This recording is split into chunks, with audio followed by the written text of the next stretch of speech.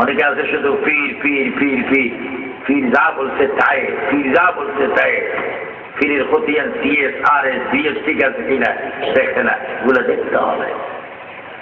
সম্পত্তি হইতে হলে ওয়ারিশি দলিল লাগবে, সাবকবলা দলিল লাগবে, দানপত্র দলিল লাগবে, হেবা দলিল লাগবে, এসবদল দলিল লাগবে, সিএস আর এস বিএস লাগবে, কবরত লাগবে।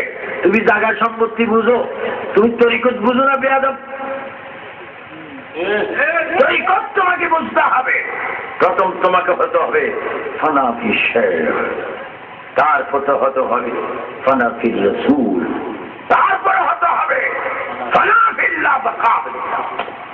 যদি তুমি ফানাফিল্লাহ বাকাবিল্লাহ পৌঁছে যাও, তুমি মরা মানুষও চিন্তা করতে সক্ষম। যেভাবে হুজুর গৌসবাগ আব্দুল কাদের জিলানী মরা মানুষ চিন্তা করতেন, ঠিক কিনা? আর একটু যেমন ঠিক কিনা? আর আপনি যদি এই ধরনের কোনো দোয়া আমরা শিখতাম, একটা মানুষও কবর রাখতাম, সব উঠে। কি বলতেছিলাম আমার ভাইয়েরা? মুহাম্মদ রাসূলুল্লাহ সাল্লাল্লাহু আলাইহি ওয়াসাল্লামের উম্মতের নাম বেশি, সমস্ত নবীদের থেকে আমাদের নবীর নাম বেশি। আমাদের নবী 570 বছর পড়বে। একজন নবী ছিলেন যিনি দুনিয়ায় নাই, ওনার বাড়ি বর্তমানে ফিলিস্তিনে রয়েছে, আমি দেখেছি। উনি যেই পাত্রে নফল ইবাদত করতে, এই পাত্রে আমি নামাজ পড়ে এসেছি। ওনার আম্মা জান হযরত বিবি মারিয়াম আলাইহিস সালাম যেখানে ইবাদত করতো, সেই ঘরে আমি নামাজ পড়ে এসেছি। ও বিবি মারিয়াম, আপনার সুসন্তান, আপনার পুত্র, তার নাম কি? আমার একজন পুত্র ছিল যার নাম ঈসা রুহুল্লাহ। যার নাম কি? জলিল কদর পয়গম্বর। আমি লন্ডনে বার্মিংহামে একটা কিতাব পেতে গেছি, বাইবেল। ওই বাইবেল কিতাবটা মূলত ইনজিল কিতাব। এই পৃথিবীতে অনেকগুলি কিতাব আল্লাহ দিয়েছেন, তার মধ্যে 4টা কিতাব হচ্ছে বড় সেরা। তাওরাত মূসা নবীর উপর। আমি মূসা নবীর কবর জিয়ারত করেছি, সেখানে বড় একটা মধুর মহাব্বতের দৃশ্য দেখলাম। মূসা নবীর কবর যখন অতিক্রম করে আমি জিয়ারত করলাম, সেখানে দেখতে পেলাম একটা সফেদ রঙের পাথর।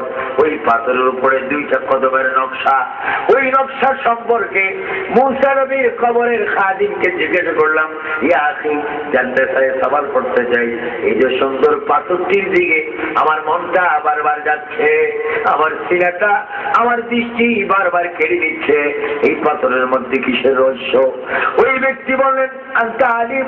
আমি বললাম, হ্যাঁ আমি আলিম, তবে ছোট আলিম। কই, তুমি কি জানো না আল্লাহর নবী মেরাজে যাইতে মূসা নবীর সাথে কথা বলেছিলেন?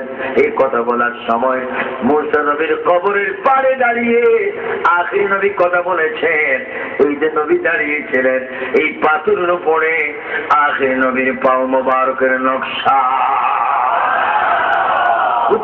আল্লাহু আকবার। আমার নবীর মেরাজ কি স্বপ্নে না বাস্তব?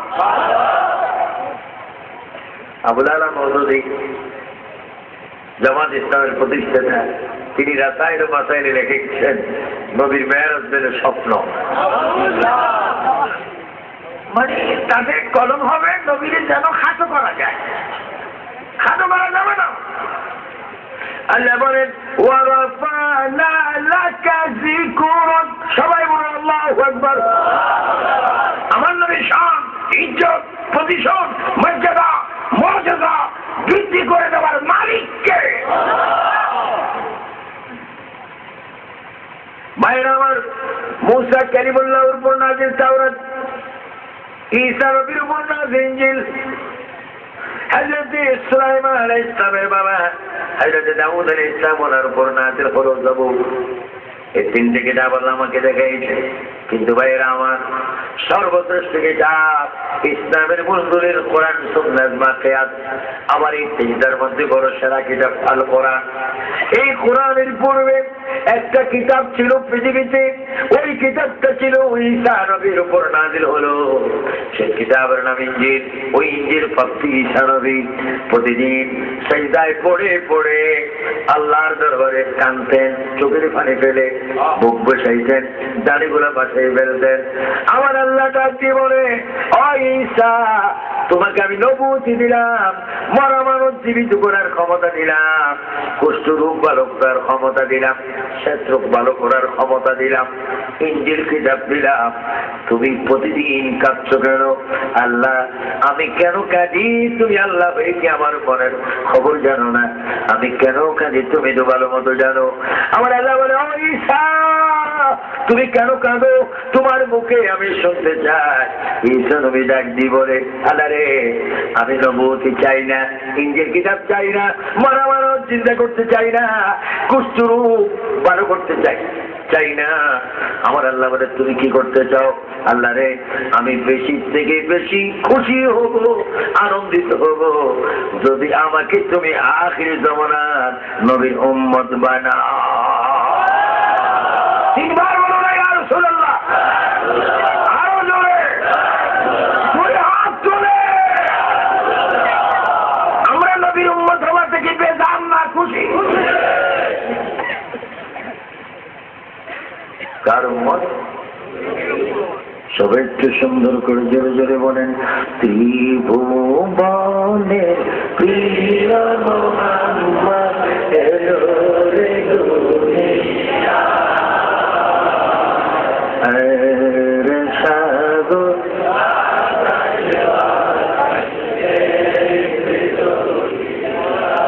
আমি তো আশ্চর্য হয়ে গেছি, এত জোরে কিভাবে আপনারা বললেন? বড় মারাত্মক দুর্ঘটনা হয়ে গেছে।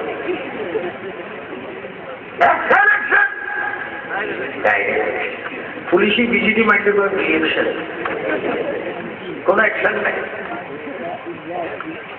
আমি জানি আহলে সুন্নাত ওয়াল জামাতে ইসলামী ছাত্র সেনারা রয়েছে, আওয়ামী লীগ, ছাত্রলীগ, বিএনপি ছাত্রদল রয়েছে, সুন্নিবারা সবাই যদি একটা আওয়াজ দিই, আমাদের আওয়াজটা সোনার মদিনায় চলে যাবে এবং আমাদের নসিবে মক্কা মদিনার টিকিট এসে যাবে।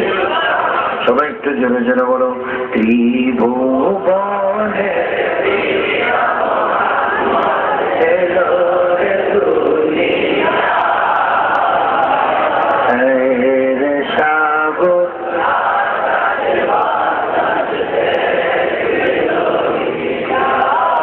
এই মনে হচ্ছে যেন আমরা নাচ পড়ছি, আর মনে হচ্ছে যেন নবী আমাদের কাছে এখন আসবে।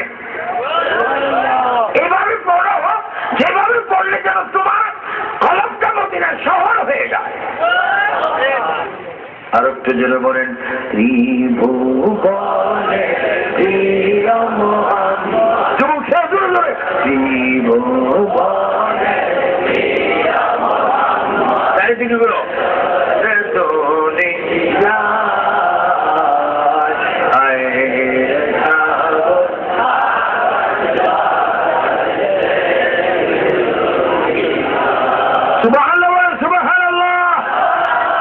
আমার নবীর দুনিয়াতে আসাতে আমরা বেজান না খুশি? আমরা নবীর উম্মত হওয়াতে বেজান না খুশি? আমরা মাসলুকে আলা হযরত পেয়ে বেজান না খুশি?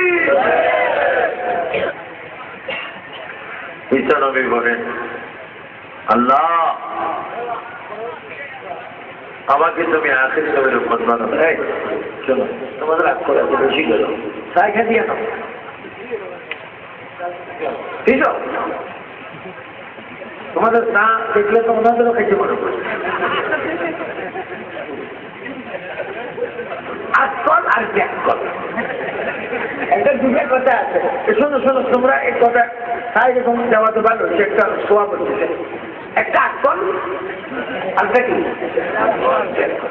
তো ব্যাকলের আল্লাহ বলে, এই ব্যাকল তোর মালিককে, আমি তুমি তুমি।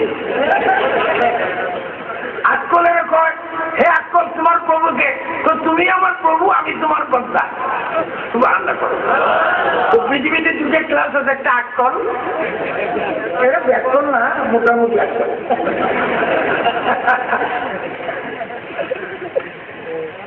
কি আমার প্রিয় নবী মুহাম্মদ রাসূলুল্লাহ উম্মত হওয়ার জন্য ঈসা রূহুল্লাহ দেওয়ানা, অথচ তিনি মরা মানুষ কি করতেন? ঈসা নবী ফিলিস্তিনে, ইসরায়েলে কিছু সংখ্যক কবরের মরা মানুষটি চিন্তা করছে আব্দুল কাদের জিলানী তিনিও যে শত শত মরা মানুষ চিন্তা করেছে, সেটাও আমি জিয়ারত করে এসেছি। এখন তো আমার অনেক হুজুর ভাই বলুন, আল্লাহ ছাড়া কেউ যদি মরা মানুষ চিন্তা করে, শুধু শিরিক করছো, ফিরিক করো, শুধু বেদাত দেখছো, ইবাদত দেখো।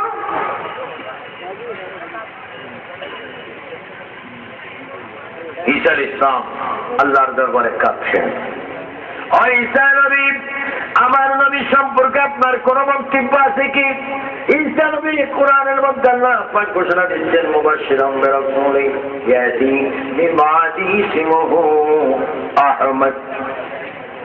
ঈসা আলাইহিস সালাম বলেন, ও দুনিয়ার মানুষ, তোমরা শোনো, আমি ঈসা নবী সুখবর তোমাদের কাছে রেখে গেলাম। যখন ঈসা নবী এই কথাটা বলছিলেন, তখন আমরা সবাই ছিলাম রূহ জগৎ। আমরা পৃথিবীতে আসার প্রায় 1900 বছর পূর্বের ঘটনা,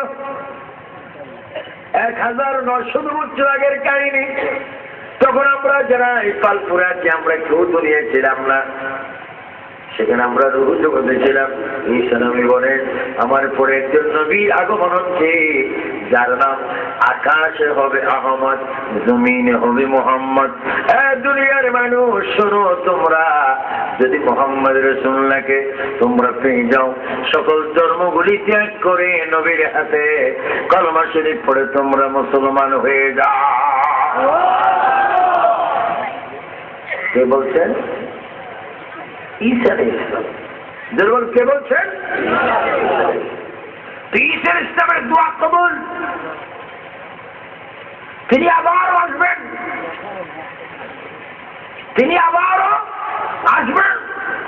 আসমান থেকে ফেরেশতারা তাদের পাখাটা সিঁড়ির মতো বানাই দিবেন। ঈসা আলাইহিস সালাম ফেরেশতাদের পাখায় পা রেখে রেখে জমিনে নামবেন। তিনি জমিনে নেমে সরাসরি আমার নবীর জিয়ারত করতে আসবেন। আর আজকে অনেক হজ গাইড বাইর হয়েছে পৃথিবীতে, জেদ্দা, ঢাকা, কলকাতা, রিয়াদে। বড় আশা ছিল যাব, এই আমার দিনে মদিনায় নেবেন, মেন রোডও তো দেখতে পাচ্ছেন। একটু জোরে জোরে বলো না। বাতাসের মধ্যে উত্তপ্ত বাতাস, এটি ইতিহাস। মানুষ কেমন এত আসে, ঝড় বৃষ্টি মানুষকে ঘরে বসায় রাখতে পারে না। ইয়া রাসূলুল্লাহ চেতনা, মানুষ এসে গেছে, মারহাবা বলে। অনেকে খুশি হয়েছে, সুন্নিদের মাহফিল হবে না রে। আল্লাহ বলে, তোদেরকে একটা ফাতলা জুতা মারি মারছি রে। এখন সান আসেনি, জান্নাতে কোনো মাহফিল হয়ে গেছে, মাহফিল সাকসেস। আমার প্রবাসী আজাদের মন, কমিটিদের মন থাকছে, কারণ এখানে গুনাহ মাফ হয়ে গেছে, এটা জান্নাতের বাগান হয়েছে। এখানে আমার নবী হাজির আছে, শাহজালালের দৃষ্টি আছে। ইয়া রাসূলুল্লাহর কারণে ওয়াম্মা বিনিয়ামতি রাব্বিকা ফাহাদ্দিস, এই জমিন তোমার আমার জন্য সুপারিশ করে আমাদেরকে জান্নাতি বানিয়ে দিবে। তোরে বল মাহফিল। আগামী দিন অনেকে বিশ্বাস করবে না মাহফিল, মাহফিল হয়েছে এইভাবে আল্লাহর রহম। সবাই একটু জোরে জোরে বলো, মনে বলো আশা ছিল মক্কাওয়ালা মদিনাওয়ালা,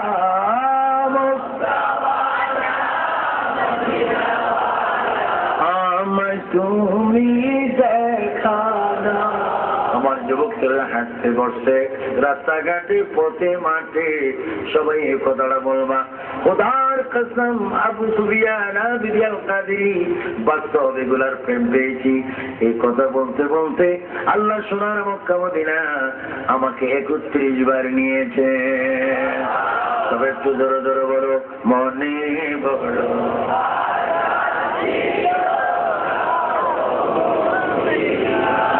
মক্কাওয়ালা মদিনা, আরো জোরে আমায় তুমি মনে বড় আশা। ঈসা নবী কিয়ামতের আগে দুনিয়া আসবেন, আমার নবীর জিয়ারত করবেন। আল্লাহ রসুল কিছু সংখ্যক বেয়াদবরা আরবে গিয়েছে, বাংলাদেশে ঘরে ঘরে জেলায় জেলায় থানায় থানা বলে তোমরা এনে জিয়ারত করো, মক্কা মদিনায় কোনো জিয়ারত নাই। কত বড় মৃত্যু! আপনি মসজিদে নববী আসরের নামাজের পরে, মাগরিবের নামাজের পরে, আসর এবং ফজরের পরে সমস্ত কারের ড্রাইভাররা, বাসের ড্রাইভাররা, নোহা গাড়ির ড্রাইভাররা, মদিনা পাক থেকে মানুষগুলা মসজিদে নববী থেকে যখন বাইর হয়, মদিনার ড্রাইভাররা বলে ইয়া তাল জিয়ারা, তোমরা কি বদরের মাঠে যাইবানি, সাহাবায়ে কেরামের জিয়ারত করবানি, জান্নাতুল মুআল্লায় যাইবানি, তোমরা জান্নাতুল বাকি, জান্নাতুল উহুদের মধ্যে যাবা কিনা, কারবালায় যাবা কিনা, এইভাবে তারা ডাকে। আর আল্লাহ রাসূল বলে মান জারা কবরি ওয়াজাবাত লাহু শাফাআতি, আমার রাসূল বলে যে আমার কবর জিয়ারত করলো ওই উম্মতের জন্য হাশরের ময়দানে আমি নবীর উপর সুপারিশ করাটা ওয়াজিব হয়ে গেল। আমরা নবীর জিয়ারত চাই কি চাই না? তিনবার বলে ইয়া রাসূলুল্লাহ, আরো জোরে মুহাব্বতে জিয়ারত কি চলবে না, বন্ধ হবে। আমরা বাংলাদেশে জিয়ারত চাই কি চাই না? জিয়ারত করবে। ঈসা নবী আমার নবীর জিয়ারতে আসবেন। জিয়ারতে এসে তিনি নবীজির কদম মোবারকের মধ্যে তিনি চুমা খাবেন। কি খাবেন? এখন তো চুমা খাওয়াকে অনেকে বলে শিরিক বেদাত, কদম বুঝি, হাত বুঝি, এগুলো সব বিরক্ত। কারণ কিছু সংখ্যক হুজুররা 72 হুজুর, 73 থেকে 72 হুজুররা একটা ফতোয়া দেয়, খবরদার